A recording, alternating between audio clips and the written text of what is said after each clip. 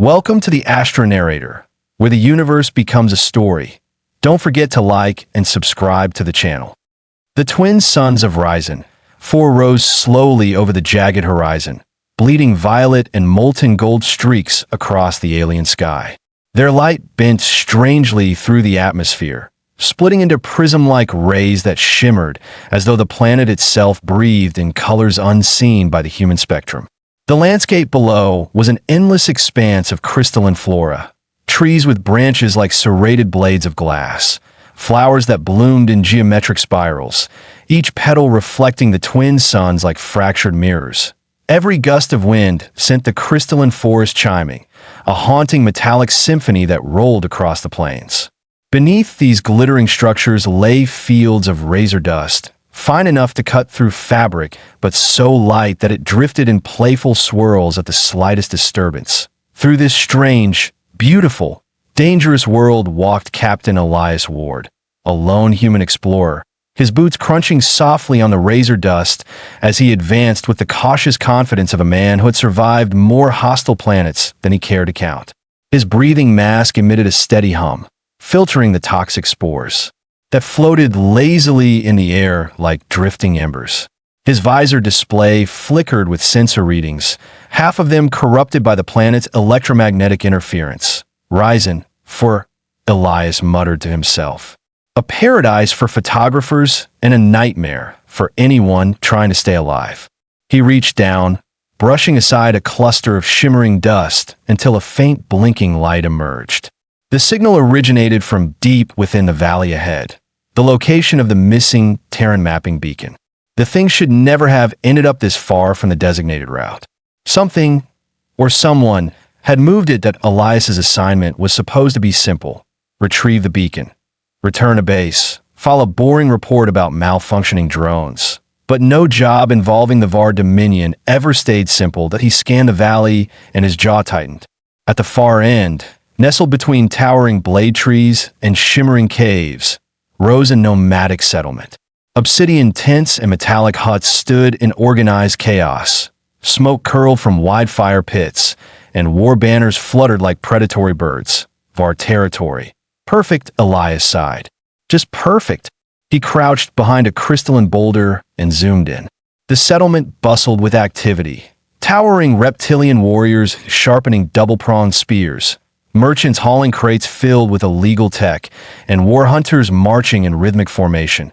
And there, near the central pit, lay the Terran beacon. Intact, active, guarded. Well, someone dragged you into trouble, Elias whispered at the blinking device. Don't worry. I'm used to pulling idiots out of messes. He touched the small brass token hanging from his neck, something he always did before a risky mission. It wasn't a religious ritual, merely a habit, a simple grounding gesture. The token belonged to his late brother, a reminder of why Elias took on these missions in the first place. He inhaled, straightened his posture, and adjusted his gear at a small mission. They'd said at a peaceful retrieval, and no hostiles involved. Whoever wrote that mission briefing never met the VAR. Elias descended silently, keeping low, weaving through crystalline structures. Every step had to be deliberate. One wrong move would send a cascade of ringing vibrations through the glimmering forest, alerting anyone nearby. The planet was alive with sound, but the VAR listened like predators. He made his way toward the settlement's outskirts, slipping between massive bone-like pillars decorated with tribal carvings. Fires crackled in crude forges as VAR blacksmiths hammered molten metal into vicious weaponry. Strange beasts, massive, armored creatures with curved tusks, snorted behind thorned pens. Elias blended into the shadows, heart steady, mind sharp. He'd done infiltrations like this before, on frozen moons, jungle worlds, asteroid colonies. But Risen 4 felt different, older, hungrier. Watching, he reached a vantage point overlooking the central courtyard, and then froze. At a platform had been erected, a cage placed upon it, and inside the cage a young alien woman. Her skin shone like polished silver, veins pulsing with faint luminescent patterns that shifted slowly like living constellations. White hair cascaded around her face in wild, tangled strands. She was sitting with her knees pulled to her chest, trembling, though her eyes, bright emerald, held defiance even in fear. Elias whispered under his breath, "What in the stars?" The Var were holding an auction, a slave auction, and the alien girl was the centerpiece. A low rumble spread through the crowd as a Var announcer stepped forward. His voice boomed like volcanic thunder. "Behold, a captured Thelenian mindsinger, last of her rogue clan, untamed, dangerous, no one dares approach her. Her kind bends minds, twists thoughts, drives warriors mad." The crowd shifted uneasily. Many looked at the girl with disgust, others with fear. One stepped forward. The announcer raised his staff, irritated. "Opening bid, 0. Do we have a soul brave enough to take this wild creature?" Silence. Heavy, suffocating silence. The girl shrank deeper into the cage, tried to hide her trembling. Beneath the fear on her face, Elias sensed something else. Desperation. Loneliness, a quiet plea for help she didn't have the strength to speak aloud. Elias felt his chest tighten. He had seen this before. On distant colonies where orphans were sold to mining guilds, on planets where rebels were auctioned to warlords, he promised himself he would never look away again. His fingers curled into a fist. He knew the danger, he knew the stupidity, he knew the Var would not let a human walk away with one of their prizes. But something deep inside him, the stubborn human impulse to stand up when everyone else backed down, pushed him forward. "Don't do it, Ward," he whispered to himself. But he already knew he would, before he could think, before he could hesitate. His hand rose slow, deliberate. Gasps broke out across the entire courtyard. The announcer blinked, stunned. "The human bids?" Elias didn't lower his hand. Not even when dozens of our warriors turned to glare at him. Not even when he saw his death reflected in their eyes. Because the girl's eyes, those emerald, trembling eyes, lifted and locked onto him, full of shock and hope. And for Elias Ward, that was enough. The square at the heart of the Var settlement pulsed with primal energy. Torches burned with chemical blue flames, sending twisting shadows across the rough-hewn walls. The drums beat harder now, deep, thunderous strikes that echoed across the valley like the heartbeat of some ancient beast lurking beneath the planet's crystalline crust. Elias Ward stood in full view of hundreds of hostile, reptilian Var warriors, each one twice his size, armored in natural plates, eyes burning with predatory fury. The moment he raised his hand, everything in the settlement seemed to stop breathing. The announcer, a heavily scarred Var with jagged horns and a chest like a boulder, slammed his staff on the platform. "You, human," he growled. "You bid." Elias didn't move, didn't blink. His hand remained raised, steady as a sniper's aim. "I do," he said. A ripple of shocked murmurs spread through the crowd. Some warriors stepped back, as if the human had uttered a curse. Others leaned forward with the eager anticipation of predators smelling blood. "I in the cage." The young Thelenian girl stared at him with wide emerald eyes that shimmered in disbelief. Her breath caught, visible as a soft puff of luminescent mist. Her kind exhaled biolight when emotionally overwhelmed. Elias took a silent inhale into his respirator. "Great," he muttered internally. "I've just volunteered to get myself killed." The announcer composed himself and smirked. "If the human wishes to perish, let the ritual of bidding proceed." He banged the staff against the metal platform again. "The human bids 1 unit. We have another?" The crowd remained silent. N01 dared. N01 wanted her. N01 wanted the burden, the responsibility, the danger. Elias felt anger stir in him like a slow burn.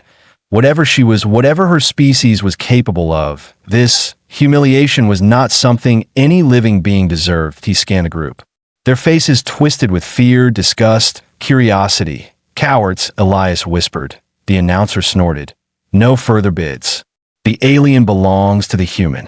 The moment the final word left his mouth, the atmosphere shifted from tense to murderous. A dozen Var guards stepped forward, hands on their plasma batons, claws twitching with anticipation. The announcer sneered cruelly. "You understand, human? Her purchase is binding. The wild Thelenian is yours. She may bite. She may scream. She may tear your mind apart. Then, leaning close, but I doubt you'll live long enough to find out. Cheers erupted, violent, bloodthirsty cheers. Elias kept his posture firm, his hand finally lowering as he exhaled a slow breath. "Unlock the cage," he said. The announcer raised a brow ridge. "You order us?"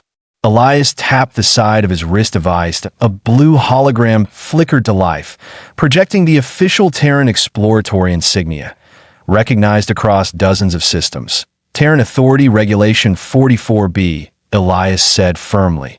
"Any enslaved sentient purchased by a registered Terran officer must be released into his custody immediately." The VAR scowled. Humans had a history of exploiting loopholes, and Elias had just used one, but the law was binding. Even the Dominion had agreements with Terra they didn't dare violate. With great reluctance, the announcer gestured for two guards to unlock the cage.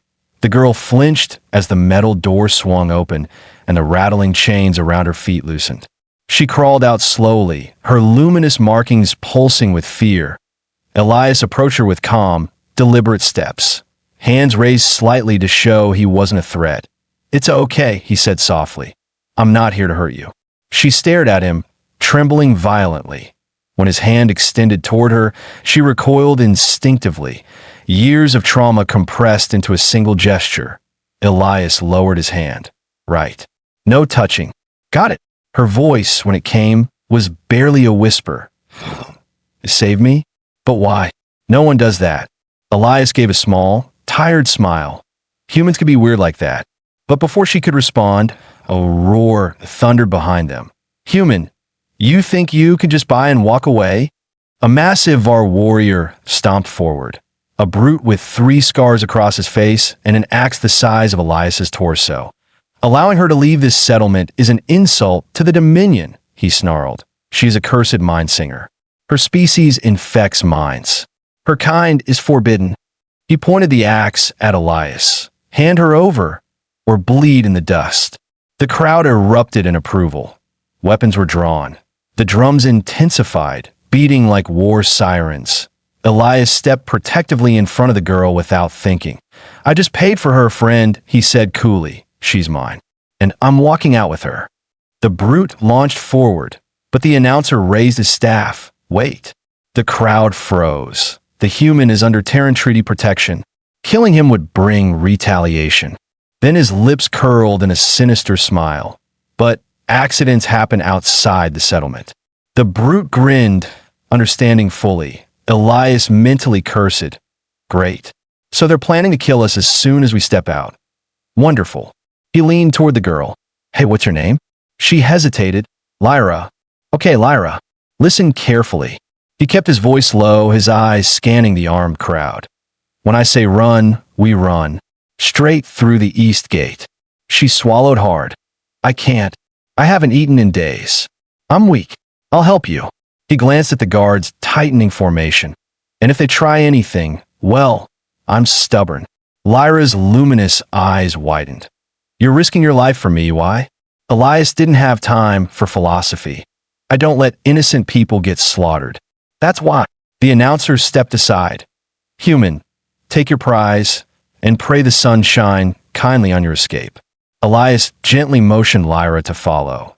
The crowd parted like a living wall of weapons and malice as they walked toward the eastern gate. The drums grew louder, faster, like an execution rhythm. Lyra whispered shakily. "They will kill us the moment we step outside," Elias whispered back. "Yeah, probably." Then he smirked. "But I'm very hard to kill." Just as they reached the gate, the brute warrior stepped forward again, cracking his knuckles. Elias tightened his grip on Lyra's hand. "Ready?" he murmured. Lyra nodded weakly. Elias inhaled through his mask and whispered, "Run." And they bolted. The moment Elias whispered, "Run," the world exploded into motion. Lyra stumbled forward, her legs shaky from starvation and captivity, but Elias didn't hesitate. He wrapped an arm firmly around her waist and sprinted through the eastern gate just as the VAR warriors growled and launched themselves after them. Behind them, furious shouts rattled the air. "Stop the human! Seize the mind singer! Kill them outside the borders!" The drums switched from a steady beat to a violent alarm rhythm, echoing through the entire settlement. Even the ground seemed to vibrate in response. Elias and Lyra shot across the razor dust plain, feet pounding the shimmering ground. The dust swirled up around them like metallic fog. The twin suns hung overhead, bathing everything in an eerie purple glow. Lyra gasped for breath. I can't keep up. You don't have to, Elias said, tightening his grip on her arm. Just stay upright. I'll do the rest. She tried to push herself harder, but she was too weak. Her knees buckled. Elias caught her before she hit the ground and pulled her up against his side. Hold on to me. She wrapped a trembling arm around his shoulders as he half-carried, half-dragged her across the open plain. A roar tore across the air. The brute warrior with the scarred face, Draeger, burst from the settlement gate, charging with terrifying speed, followed by a pack of Var hunters. Draeger bellowed, "Run, little human. I love a good chase." Elias's jaw clenched. Of course he does. Behind them, plasma bolts sizzled through the air, scorching the ground near their feet. One bolt struck a crystalline pillar, sending shards raining like falling knives. Left. Elias shouted. He veered sharply, dodging the deadly rain, dragging Lyra along. She stumbled but stayed on her feet. Ahead loomed the entrance to the bladed forest, its serrated glass-like trees glinting under the suns. Their edges were so sharp they could slice flesh on contact. The forest was deadly, but it was cover. And right now, cover was life. Lyra stared in horror. "We can't go in there. The shard will cut us apart." Elias gave her a tight smile as they ran. "Not if you trust me." Trust, a foreign word, a foreign feeling. But something about Elias, the steadiness of his voice, the certainty in his movements, made Lyra hold on to him a little tighter. Behind them, Draeger was gaining. Elias grabbed Lyra's chin lightly, forcing her to meet his eyes mid-run. "You're going to feel like the forest is attacking you. Ignore that. Just follow every step I take." "Every step." "Understood." She nodded, breath trembling. "Good." They plunged into the bladed forest. The moment they crossed the threshold, the air changed. It felt colder, sharper. The trees hummed like tuning forks as they brushed against one another.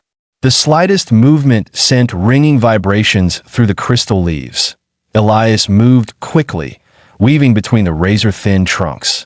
He memorized the unstable terrain instantly, choosing each foothold with surgical precision. Lyra had no idea how he was doing it. Humans weren't supposed to see traps this quickly.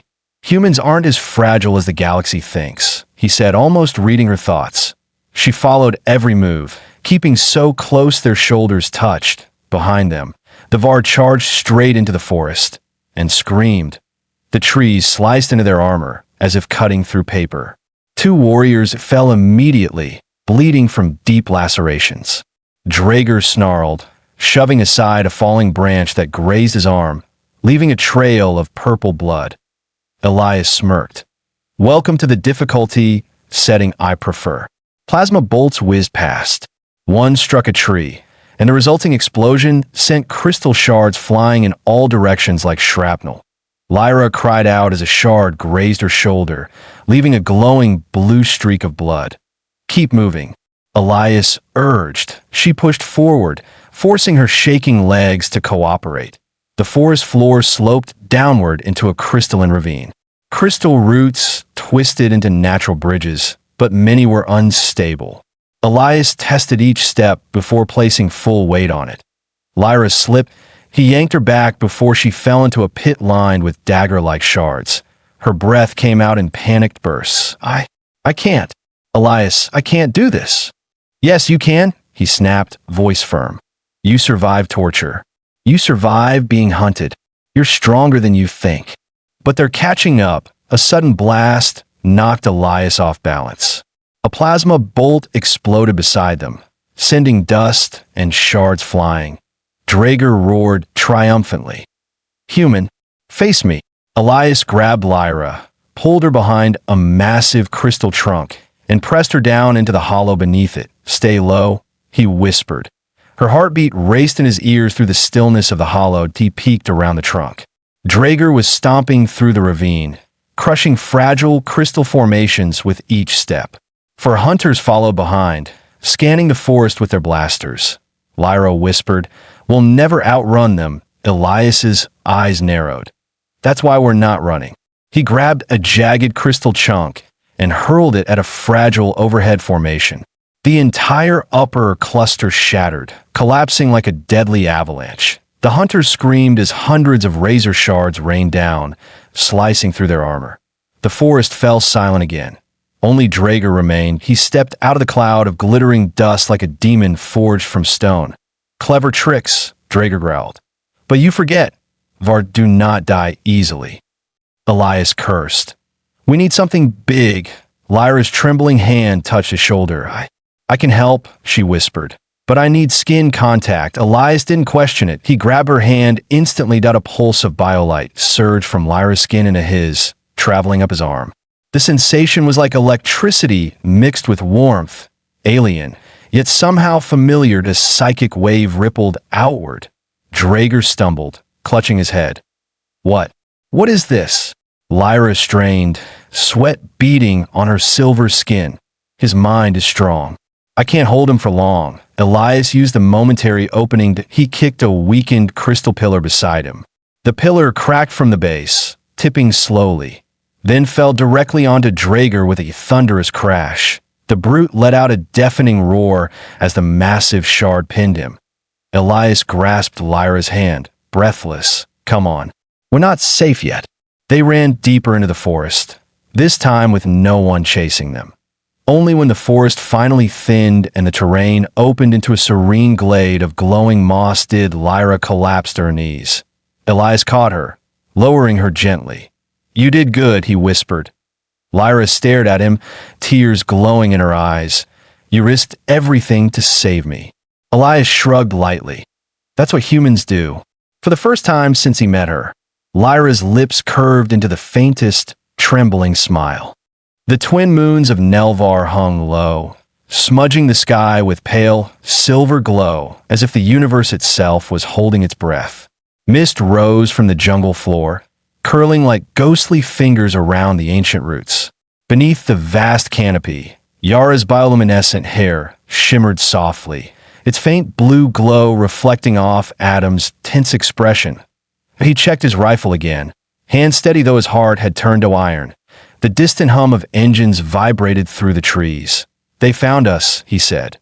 Yara touched his arm gently. "Adam, if the Empire takes me back." "No," he cut her off sharply. "I meant what I said in that auction hall. I raised my hand for you, and I'm never lowering it." Her breath trembled. In his eyes, she saw something no soldier, no scientist, no master had ever shown her. Choice, humanity, love. But time was dissolving like smoke. A sudden metallic thud shook the ground as a Titan-class Imperial drone descended, its red sensors scanning the area, locking directly onto Yara. "Subject Yara 7. It boomed in a heavily modulated voice. "You are Imperial property. Surrender. The human will be eliminated." Yara stepped forward, chin raised. "I belong to no empire." "Correction," the drone responded. "Subject unstable. Termination authorized." Adam's blood froze. Without thinking, he stepped between her and death. "Over my dead body." He fired. The shot sparked across the drone's armor, cracking but not breaking it. This machine was built to withstand armies. That Yara's palms lit up with swirling blue energy. "No, Yara, wait." Adam shouted. "That ritual, your power, it will kill you." Tears glimmered in her eyes. "I was made for destruction, Adam. That was my only purpose, until you show me another." She placed her palm over his heart. "You gave me a reason to live." The drone's charging cannon glowed red. The forest vibrated with the approach of something even heavier. The roar split the sky. Above them, a warp gate tore open, violet crackling across the clouds. A massive Imperial battleship descended like a falling star. That Yara's voice broke. "He's here." The ship landed with an earthquake-like slam. Out strode a towering figure clad in black war armor. Admiral Varric, the architect of Yara's creation, and her captor. His voice rumbled like crushing stone. "Subject Yara 7. You abandoned your directives. You aligned with a human. Unacceptable. Adam stepped forward. She's not your subject. She's a person. Varric cocked his helmeted head. Humans. Always mistaking sentiment for strength. Funny, Adam said, raising his weapon again. I call it courage. Yara whispered, Adam. Varric snapped his fingers. A swarm of drones advanced. Adam pulled the trigger. He fought like a cornered animal, shouting, dodging, firing. Explosions lit the forest. Heat scorched his arms, but there were too many. Yara grabbed his hand. Adam, look at me. He did. And in that moment, their minds touched. A psychic bond snapped into place like two puzzle pieces finally aligned. He saw her entire life at once. The lab. The pain, the isolation, the constant reminder that she was a weapon, never a woman. And then, the auction hall, the moment she thought no one would ever choose her, until a human raised his hand, their souls aligned, energy swirling around them like a newborn star. Yara screamed, not in fear but in release. Her power exploded outward, a shockwave of blue light ripped through the battlefield. Drones melted into dust. Trees bent but did not break. Even the ground trembled under the force. Admiral Varric staggered backward. Impossible, he roared. A human cannot survive a psychic link. Adam, panting, wiped blood from his brow and smirked. When someone you love is in danger, you survive anything. Varric charged, plasma blade drawn, but Yara stepped in front of Adam, arms outstretched. I am not your weapon anymore.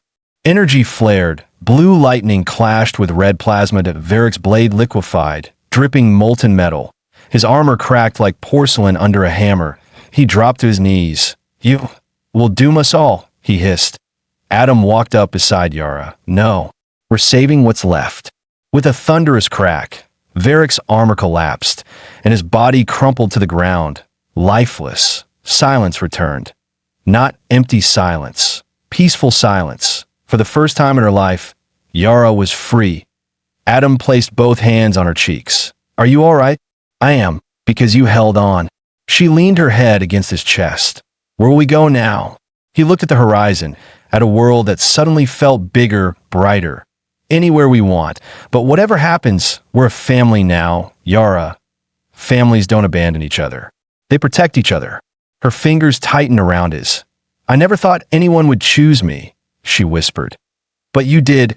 You raised your hand, and you never lowered it. Adam smiled softly. That hand was for you, and always will be. As the first sunrise of Nelvar warmed their faces, they walked hand in hand into a future where love, not fear, decided their fate. Their story ended here, but their life together had only just begun.